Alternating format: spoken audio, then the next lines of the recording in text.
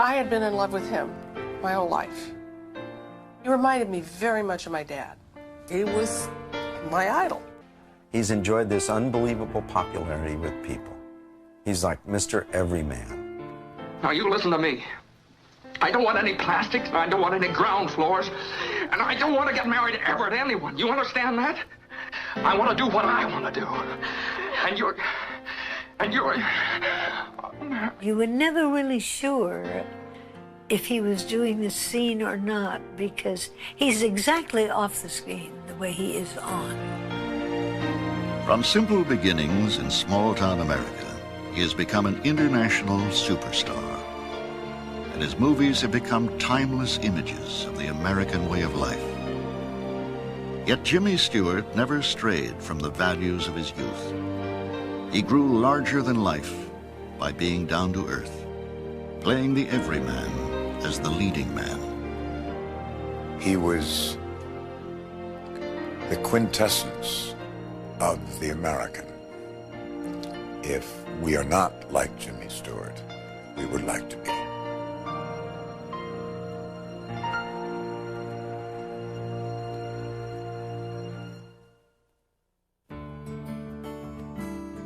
James Maitland Stewart was born on May 20th, 1908, in the comfortable, middle-class town of Indiana, Pennsylvania.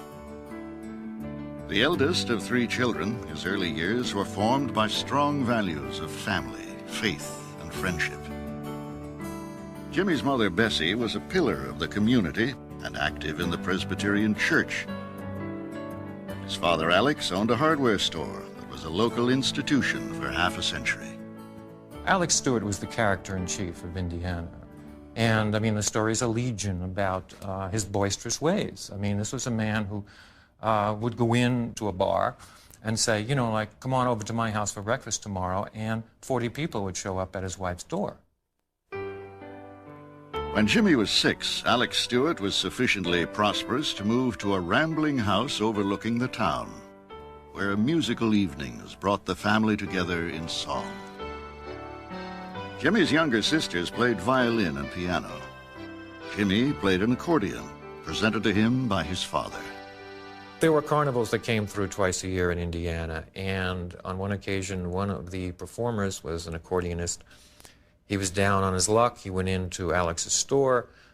He swapped the accordion for some money, and that was the first time that Jimmy Stewart got his hands on an accordion, and it was something that he didn't let go of for the rest of his life. But in 1917, the family's fun-filled evenings would change dramatically. America was entering World War I, and a Stewart had fought in every conflict since the American Revolution. Alex Stewart was not one to be left behind. Though lonely for his father, the youngster was proud of the Stewart legacy of sacrifice, valor, and patriotism. Family tradition also led to prep school at Mercersburg Academy. And in 1928, Princeton University, his father's alma mater. With his father's approval, Jimmy majored in architecture, and his trusty accordion won him a coveted membership in the Princeton Triangle Club. It was also in college that Jimmy Stewart discovered the theater. He never had any ambition to be an actor. It was only other people who saw in him something that was quite rare and persuaded him. By the summer of 1932, Jimmy graduated from Princeton, and his academic achievement earned him a scholarship in architecture. But the real world outside Princeton's ivy-covered walls held little promise. The Great Depression had squeezed America dry, and even with an advanced degree, jobs were hard to come by. Any hope of Jimmy's joining the family business turned to ashes when in 1929, the Stewart hardware store burned to the ground. With few other options, Jimmy took his accordion and headed to New England. He joined a little theater group up in Massachusetts in the summer of 1932 as a musician. He was quite a musician.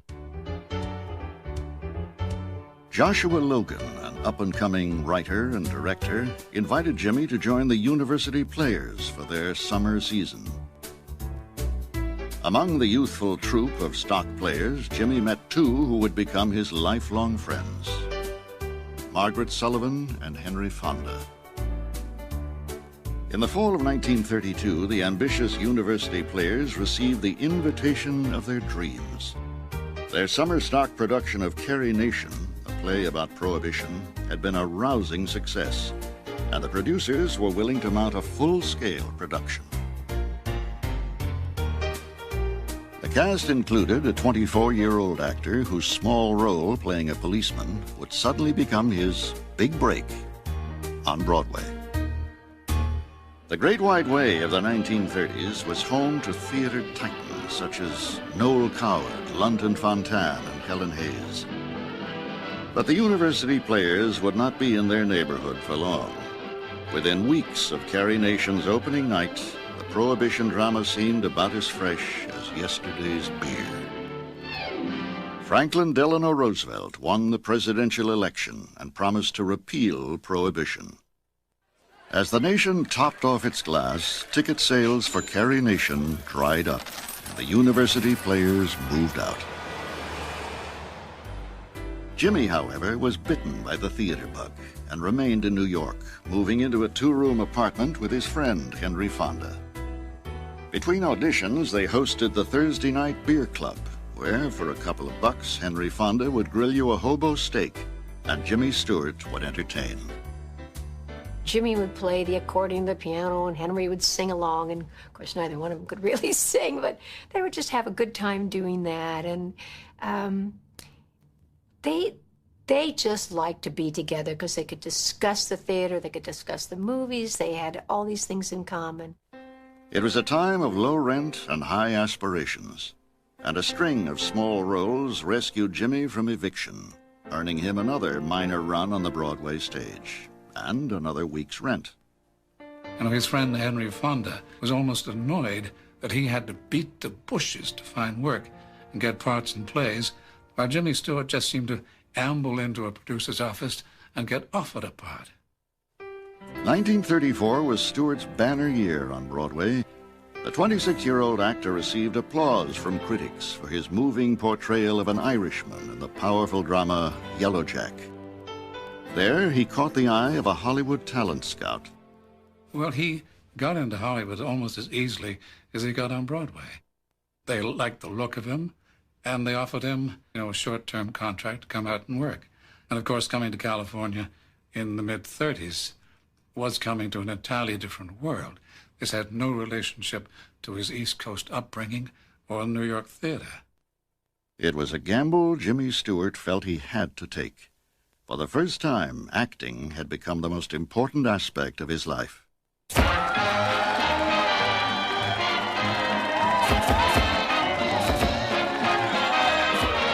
In 1935, Clark Gable was the king of Hollywood. Shirley Temple was America's little darling. And 27-year-old Jimmy Stewart arrived at the Pasadena train station to meet his best friend, Henry Fonda, who had just started his own movie career at 20th Century Fox. The pair moved in together, as they had in New York, and set about dating a different movie star for every day of the week. Fonda already had a reputation as a man about town, and under his guidance, Jimmy Stewart soon caught up. Stewart and Fonda were double daters. There are stories of Olivia de Havilland, Ginger Rogers, and Loretta Young. So that, in a sense, they were the two studs on the city. When asked about these love affairs, Stewart would only say, "These women were great dancers, and I love to dance." Now under contract to Metro-Goldwyn-Mayer, Jimmy's first assignment was a small role in The Murder Man, starring Spencer Tracy. Only the sharpest of eyes would catch Jimmy in the movie trailer.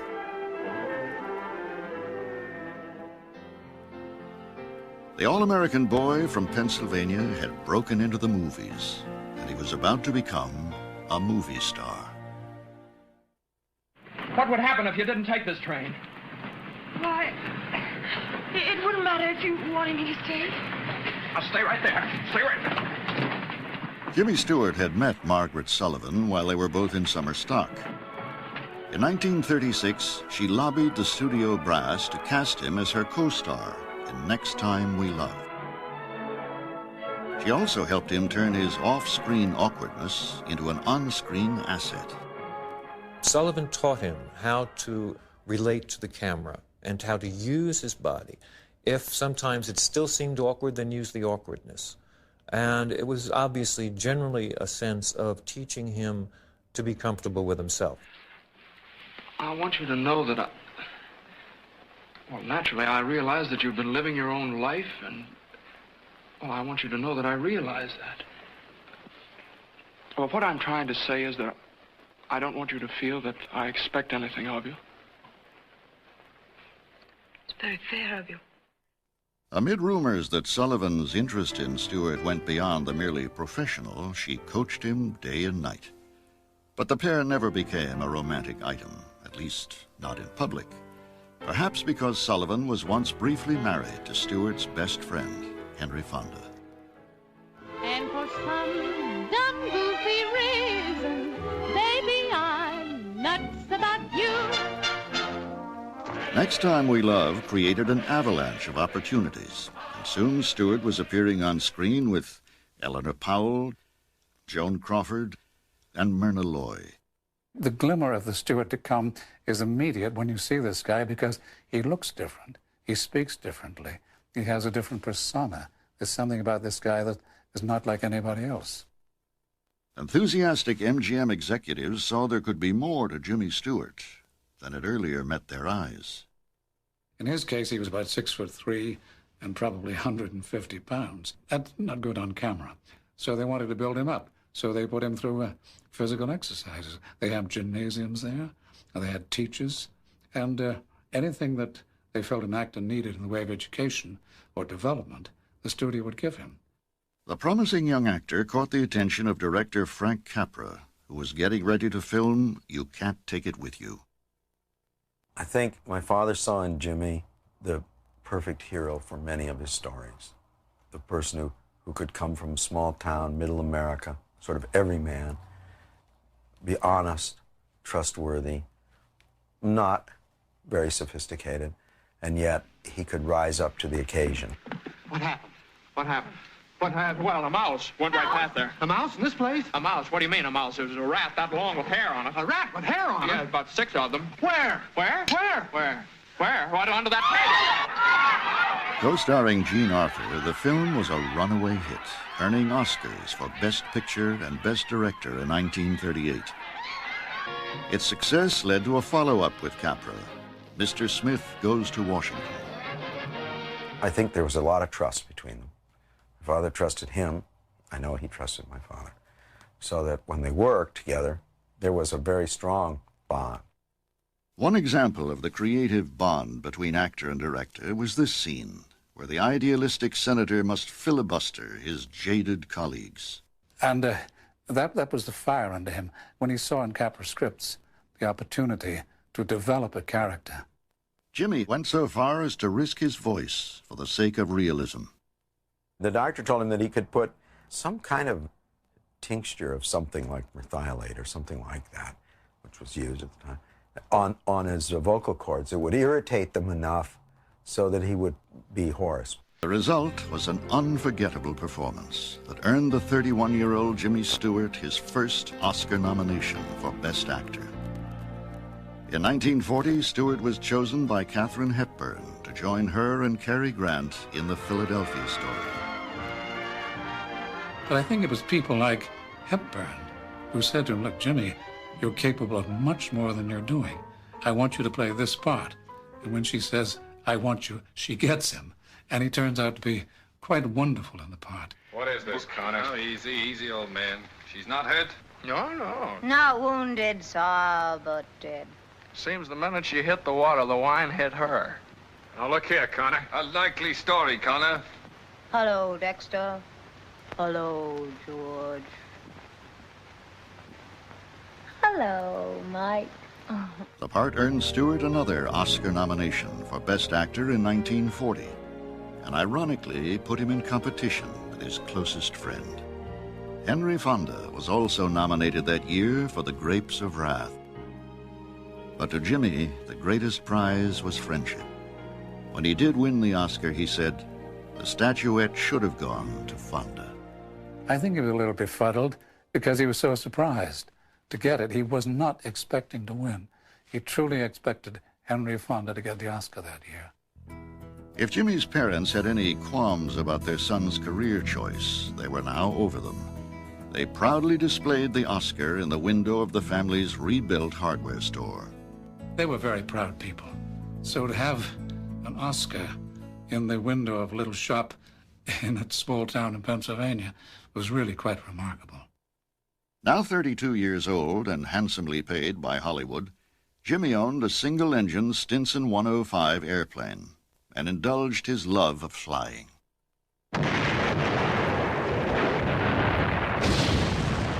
In 1940, the idyllic calm of his hometown was once again disturbed by events far away in Europe.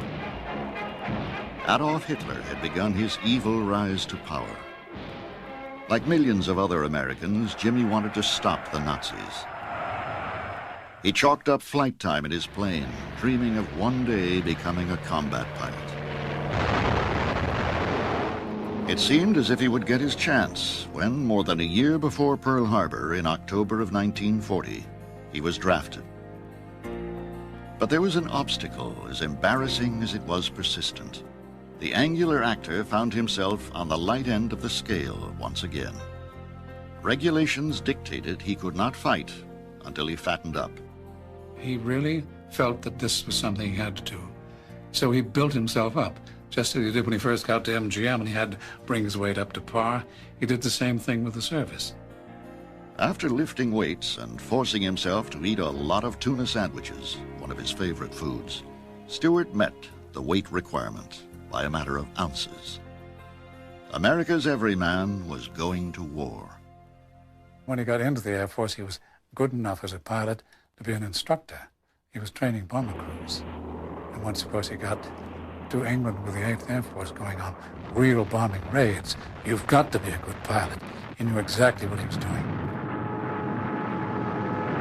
As Stewart risked his life in the flak-filled skies over Germany, he was comforted by the 91st Psalm, a copy of which his father had slipped into his uniform pocket, along with this note. My dear Jim Boy, soon after you read this letter, you will be on your way to the worst sort of danger. I feel sure that God will lead you through this mad experience. God bless you and keep you. I love you more than I can tell you. Dad. Well, I think the war brought him closer to his father than anything else, because the father realized he had a son in peril. I mean, fathers were losing sons by the thousands every month of that war. As a pilot and later commander of a bomber wing, Stewart flew more than 20 perilous combat missions. For his extraordinary bravery under fire, he received the Distinguished Flying Cross with oak leaf cluster. May 8th, 1945. The war in Europe was over. It was time to go home. Colonel James Stewart had served 4 years and had received $21 per month, a pay cut of more than $11,000 a month from his wages as a movie star. But every month he dutifully sent his agent a commission check of $2.10. As America breathed a sigh of relief, so did the MGM brass. Their top box office attraction, Jimmy Stewart, was returning unscathed. When he came back from the war, he had it written into his contracts immediately after the war that none of the publicity could ever refer to his war record. They were parallel existences. They were never to cross. Well, the actors and other film people who had served in the Second World War, particularly in combat, they came back with very different views about life. It had matured them in many ways. They wanted to come back to pictures that were not as fanciful, something with a greater edge of reality to them. As Stewart decided what to do next, Frank Capra invited him over to his home to hear an idea for a film. my father starts to tell him this story, and he says, now you're on this bridge, and you're about to commit suicide. And just before you are jumping off the bridge, a funny little fellow, he jumps in. He goes, oh, gosh, I got to save him. So he goes in and save him. And it turns out he's your guardian angel. And he gets about that far. And he says, gee, this isn't very good, is it? I don't know. And Jimmy, of course, said, oh, no, Frank, no, fine. I'll be in your movie about an angel or whatever you want me to be in, I want to be in. The film would be called It's a Wonderful Life. And for Jimmy Stewart, it would become the most challenging and one of the most memorable roles of his career.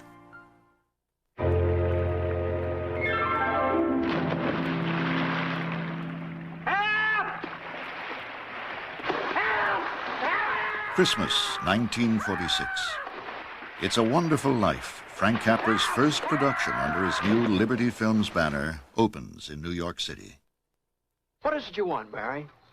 What do you want? You want the moon? Just say the word and I'll throw a lasso around it and pull it down. Hey, that's a pretty good idea. I'll give you the moon, Barry. I'll take it. One of my favorite scenes, dramatically, that anybody has ever done was Jimmy in It's a Wonderful Life when he's praying at the bar. And he's praying for God to save him. Dear Father in heaven, I'm not a praying man, but if you're up there and you can hear me, show me the way. Come in, Uncle Billy! The film's engaging theme of redemption through faith did not prevent its being unfairly branded as a critical and box office disaster. Contrary to a lot of people's sort of myth, the film did okay. It didn't do great. It did okay. It got pretty good reviews. It was nominated for 3 Academy Awards. Despite Hollywood's doubts that Stewart could recapture his pre-war screen momentum, It's a Wonderful Life earned the 38-year-old actor his 3rd Best Actor Academy Award nomination. The print in the concrete at Grauman's Chinese Theater. Jimmy Stewart goes through the ceremony that attends the brilliant success of the premiere of the great new 20th Century Fox film drama called Northside 777. Call Northside 777 brought a new and tougher Jimmy Stewart to the screen. Remember this. If I ever catch you lying, I'll blast you so hard you won't even get a parole when you're 33 years old. But it wasn't until 1949 that he had his first post-war box office hit with co-star June Allison. I think it was the first time I was ever really completely tongue-tied. I had seen Jimmy in movies, but I had never met him, and he asked for me to do the Stratton story together. The Stratton story was drawn from the life story of baseball player Monty Stratton, who became a major league pitcher despite having an artificial leg. Now, come on, put it right in here, right over the plate. Gee, honey, I'm sorry you hurt. No, I'm all right. But you've just lost yourself a catcher. Cinematic chemistry brewed box office success, and the Stewart-Allison partnership was so credible that many fans were convinced the still single Stewart should have married his charming co-star. I would get calls, and they'd say, why did you marry that man, Dick Powell? You should have married Jimmy Stewart. And he'd get calls, and they'd say, why did you let her marry him? But it was a real-life pairing in 1949 that would put one of Hollywood's most eligible bachelors out of circulation. On August 9th, the 41-year-old Stewart married Gloria Hattrick McLean, a former model from Larchmont, New York. With Gloria came 2 young sons, Ronald and Michael, from a previous marriage. She was a classy dame, in the best sense of the word. Probably one of the most beautiful women you'd ever want to meet. And funny, so funny. You could just see the sparks between them. Within months of their marriage, the Stewarts received news that Gloria was pregnant. Gloria and I were expecting our children at exactly the same time. And we had the same doctor. As I came around the corner in my car, I saw Gloria crossing the street, and she wasn't looking at the cars, and all the cars were screeching to a halt. And finally, I kind of pulled over to her, and I stopped her. I said, "Gloria, are you all right?" She said, "You'll never believe it." And I said, "What?" She said, "I'm going to have twins." On May 7th, 1951, the Stewarts' twin daughters, Kelly and Judy, were born. Well, he came a little late in his life to be the father of infants, but I think it amused him as much as he loved having the kids. While Stewart wrangled toddlers at home, he often wrangled horses at work, appearing in numerous westerns, including Broken Arrow, co-starring Deborah Paget. Run, Suspiria, run! Underneath the affable, easygoing guy, there was a man of anger who really could explode, who could be forceful, even vengeful. And he was capable of playing that part. All deliveries to the rear, please. What do you mean? I live here! Oh, why, of course. How stupid of me. You may come in. Careful, don't get trampled on now. The 1950s also marked a period of remarkable versatility for Stewart, who was equally effective in breezy comedies like The Jackpot. And the whimsical Harvey, one of Stewart's personal favorites, was a good fit for a 42-year-old actor making a graceful transition from playing idealistic young men to mature character roles. I think he fell into those characterizations. He easily adapted to them. I don't think there was a problem for him, mainly because there was never a problem for James Stewart, the actor. James Stewart, the actor, seized on parts. Stewart, the actor, welcomed the challenge of doing an entire movie in clown makeup for 1952's The Greatest Show on Earth. While making the film, he gave advice to a young Charlton Heston, who had embarrassed himself while shooting his first big scene. I leaped out of the Jeep bouquet and tripped in the ring curb and fell flat on my face in the sawdust. And Jimmy, who'd been silent till then, he said, "Well, Chuck," he said, "can only get better from here." In 1953, Jimmy Stewart was juggling career and family concerns once again. His mother had passed away, and his relationship with his father became more protective. Life's experiences had seasoned him as an actor, and even though he was never a matinee idol, the studios continued to offer him strong material. Is this Helen Berger? Yes, but there must be some... What's Glenn? Glenn? Glenn who? It's Glenn Miller! The popular Glenn Miller story showed a Jimmy Stewart adept at character study. He was truly Glenn Miller. Now listen to this. Now what? Pennsylvania 6, 5,000. Remember? Yes. I had never met Glenn Miller, but when he put those glasses on and he conducted his orchestra and he talked about the sound, I felt that he was Glenn Miller. But the likable Glenn Miller turned into an obsessive voyeur in 1954's Rear Window, Alfred Hitchcock's latest essay in suspense.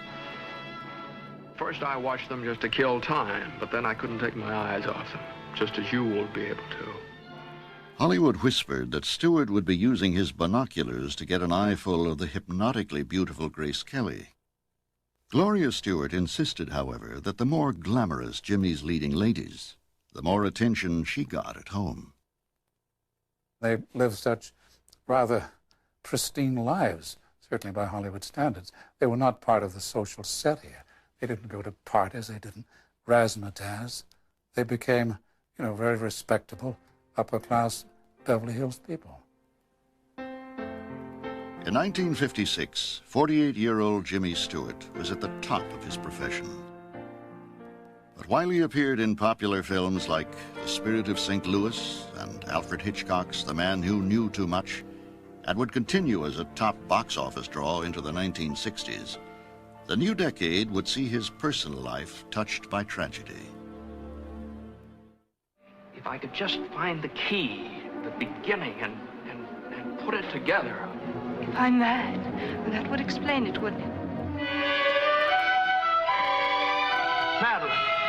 Vertigo, Alfred Hitchcock's dark drama of a tormented man's obsession, was the most unlikely of Jimmy Stewart vehicles. Ironically, Jimmy jumped at the chance to play the role. What you're seeing in Vertigo is an invention on the part of Jimmy Stewart. He liked the concept of this tormented character. And I'm sure he discussed it with Hitchcock, but Hitchcock was never an actor's director. If he realized that the actor could give him what he wanted, he let him go. While playing men obsessed with dark impulses on screen, as the 1950s edged toward the 1960s, Stewart continued to lead a remarkably unremarkable life off-screen. His war years comfortably behind him, he was now a devoted husband and father, whose conservative politics stood in sharp contrast to those of his best friend, Henry Fonda. They were as different as you could possibly be. I mean, Henry is a Democrat, Jimmy's a Republican. Henry had more marriages. Jimmy had one marriage and two beautiful daughters, twin daughters. But they were the best of friends. Stewart and Fonda would spend hours building model airplanes and flying kites, passions they had pursued since their early days in Hollywood. These two men would sit around, and I'd watch them making these incredible things on a balsa wood and paper, and in 4 hours, maybe say 6 words. I have A27, Dad knew. That goes into B14. Oh, that's it. This is the conversation. In 1959, Jimmy received the Best Actor nomination for his performance in Anatomy of a Murder. His competition was Charlton Heston. Jimmy took hold of my elbow and he said, "Chuck, I hope you win." I really mean it. To this day, I can't tell that story without breaking up, because he meant it. Extraordinary. Jimmy got his wish. Heston won the Oscar for Ben-Hur. In 1961, Jimmy Stewart's father, Alex, died of cancer. The 91st Psalm was read at his funeral, the same scripture that Alex had slipped into his son's pocket when Jimmy went off to war. It was around that time that he took off for the first time in 27, 28 years of working, and just had to stop. He had to withdraw. It crushed him. It crushed him a great deal. When he returned to work, Stewart showed amazing range and undiminished charisma in films like How the West Was Won, The Man Who Shot Liberty Valance, Mr. Hobbs Takes a Vacation, and Dear Bridget, co-starring a freckle-faced 10-year-old named Billy Mooney. He immediately made me feel really comfortable, in the relationship of father and son in the film. He played the accordion, so we had these scenes where we played live musically, and we used to kind of jam a little bit. He'd play accordion, and I'd play cello, even when the cameras weren't rolling. We continued with our jams for a while. That was fun. I liked that a lot. We're simply a family that happens to love music, wouldn't you say so? Yes, sir. Well, that's all that really matters, son. That's all that matters, to love it. And it doesn't matter how many mistakes you make, as long as you've got it here. And you know what this is. Your shirt. Dear Bridget featured an appearance by voluptuous screen siren Brigitte Bardot, whose off-screen discipline differed markedly from Stewart's. As nice as she was, and she was great, but whenever she was not absolutely needed and the cameras weren't rolling, she was escorted by her entourage off to her trailer, and she was kept very private away from everything. And Mr. Stewart was always there, just hanging out with everyone else, being a total normal guy. A Jimmy Stewart movie now had a wistful air of nostalgia to it, the star aging as gracefully as the characters he played. Turning 60 in 1968, Stewart retired from the Air Force Reserves, having been awarded the rank of Brigadier General. Thousands of demonstrators opposed to the Vietnam War assembled in the nation's capital for a mass protest. That same year, anti-Vietnam War protesters were causing Americans to question the small-town values and staunch patriotism Jimmy Stewart held dear. But Stewart's association with the military continued when and his stepson, Ronald McLean, became a lieutenant in the U.S. Marines. In support of their son and United States troops, Jimmy and Gloria joined in a USO tour of military bases in the winter of 1969. Hollywood's ambassador shook hands with 12,000 soldiers on the tour, snapped photographs of many more, and promised to call anxious relatives back in the States. Then, just 3 months after the Stewarts visited their son, Lieutenant McLean was struck down by enemy forces. When the one young man was killed in Vietnam, that well, it was Jimmy's son, and I heard that he was absolutely devastated. That wounded him greatly, but he also expressed pride in the fact that the son had served and done his duty. Suddenly, and particularly for Gloria, the spacious house in Beverly Hills seemed haunted by painful memories. Escape from grief came in the form of a job offer Jimmy felt he could not refuse. A revival of Harvey on Broadway with theater legend Helen Hayes. He loved the role and the city that had seen the blossoming of his theater career.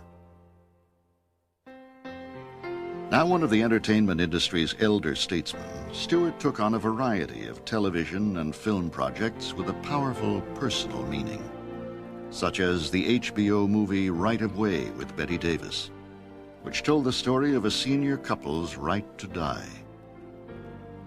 Philanthropic causes drew Jimmy's attention and his checkbook. And as Jimmy gave of himself, Hollywood gave back.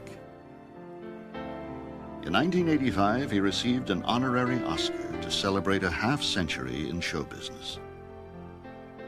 President Reagan bestowed upon him America's highest award for artists at the Kennedy Center Honors. Stewart even found time to write a best-selling book of poems, and Gloria inspired him to tour Africa in support of animal rights. But in 1982, the death of Stewart's best friend, Henry Fonda, had forced him to confront his own mortality. They were really great friends, and when Henry got sick, Jimmy was there almost every day. They were really, really close. With his children grown and 78 films to his credit, Jimmy felt it might be time to slow down and step out of the spotlight. But his fans were not ready to let him leave.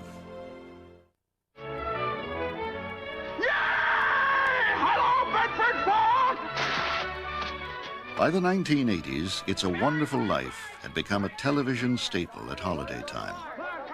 Appreciative new audiences revisited the little town of Bedford Falls, thanks in large part to Jimmy Stewart's compelling performance as George Bailey. To my big brother George, the richest man in town. Like the character he played in It's a Wonderful Life, Jimmy Stewart had a chance to look back over his own wonderful life, when the town fathers of Indiana, Pennsylvania celebrated their favorite son with a Jimmy Stewart museum. But no amount of appreciation for Stewart's half-century of movie magic could soften the blow when in 1994 he lost the love of his life. Gloria Stewart died of cancer. They had been married 44 years. Friends remembered Jimmy always felt that Gloria could do no wrong, and never tired of telling her how wonderful she looked. Everybody was aware and devastated.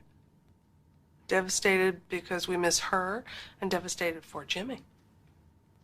They were quite wonderful together. I think a good part of his life stopped.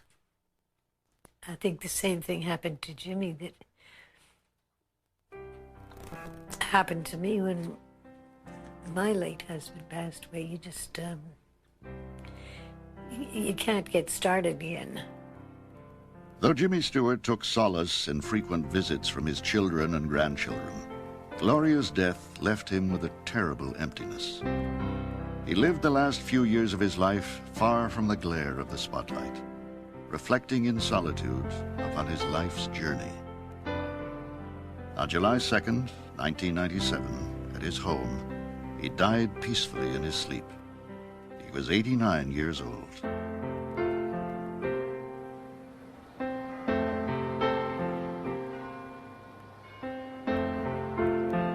His fans gathered for outpourings of love and affection. And all Hollywood mourned the loss of an important talent.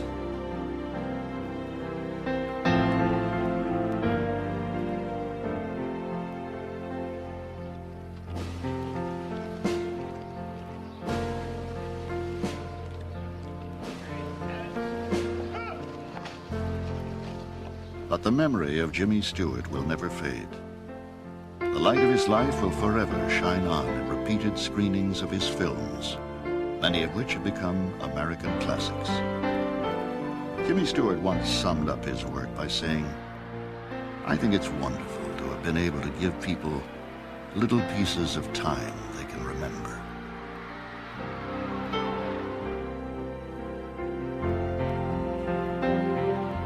But Jimmy Stewart really never left that little town in Pennsylvania in terms of its values and what he believed about life and how you should live. He's not a movie star, and yet he's one of the biggest movie stars we've ever had. Want me to kiss her, huh?